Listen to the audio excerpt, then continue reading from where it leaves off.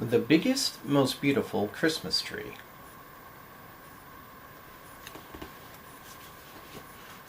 Nestled deep in a thick forest there was a great fir tree.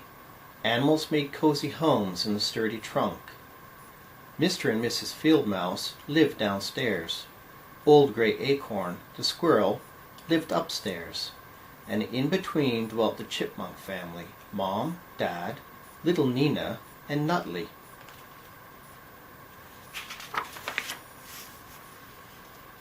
Life in the big fir tree was happy all year round, but when Christmas came, the tree animals always felt sad, and the Chipmunk children were saddest of all.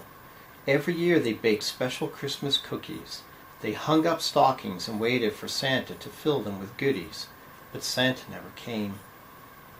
This year the children were sadder than ever, so Mom and Dad Chipmunk decided to give a Christmas party to cheer them up.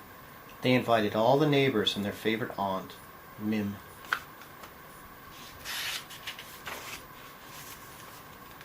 Aunt Mim arrived with a big sack and a big smile, but the children were not cheerful.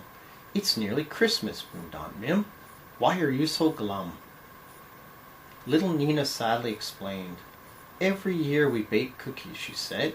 "We hang our stockings, we wait for Santa, but he never comes. We think he doesn't like us," sniffled Nutley. "Nonsense," declared Aunt Mim, who was very wise. "He probably doesn't even know you're here, tucked away in this huge tree. Why, from his sleigh up in the sky, your home looks like just another tree in the forest. I have an idea, and you all must help." The children's eyes sparkled with hope. Aunt Mim began to empty her sack. There were huge bolts of red ribbon, a big roll of gold foil, and balloons and berries and bells that jingled. "Now," said Aunt Mim, "let's go outside and turn this big old fir tree into the biggest, most beautiful Christmas tree in the world, so Santa can't miss it. Hurry, tonight is Christmas Eve."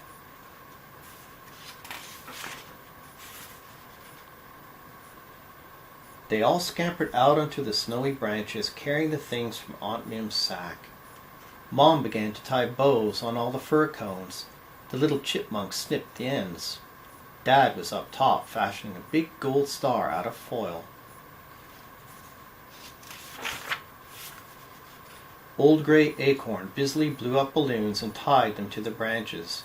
Then Mr. and Mrs. Field Mouse painted dots, stars, and candy cane stripes on the balloons. Little Nina and Nutley helped by painting a funny Santa on one red balloon. It made everyone giggle. Aunt Mim ran strings of berries up and down and all around the tree. "Hurry," she urged, "it's getting late." Little Nina munched a few berries when Aunt Mim wasn't looking. The others hung jingle bells that tinkled gleefully when the branches shook. Nutley jumped up and down to make sure of that. When Dad's gold star was placed on top, the tree was finished. It glowed in the moonlight. All the animals of the forest came to admire it. "Ours is truly the biggest, most beautiful Christmas tree in the world," exclaimed little Nina and Nutley. "Santa will surely find you now," Aunt Mim said with a laugh. Everyone went to bed early that night. They were tired from their hard work. Old Gray Acorn fell asleep in his big easy chair. Mr. and Mrs. Field Mouse snuggled under their warm quilt. Mom and Dad snoozed in their nightcaps, and Aunt Mim snored by the stove. The littlest chipmunks fell asleep without even touching their hot cocoa.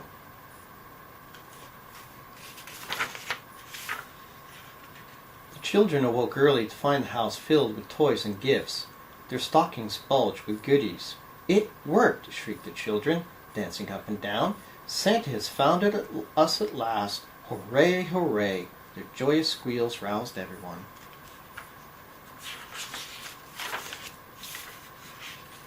The neighbors heard them and arrived with gifts of their own. "After all these years," declared Old Gray Acorn, "Christmas has come to this old tree." Dad brought out special Christmas cookies and tea. and the children shared the goodies with their friends.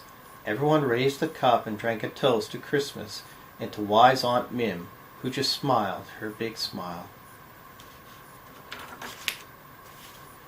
Thanks to her, Santa would always find the animals' tiny homes in the biggest, most beautiful Christmas tree in the world.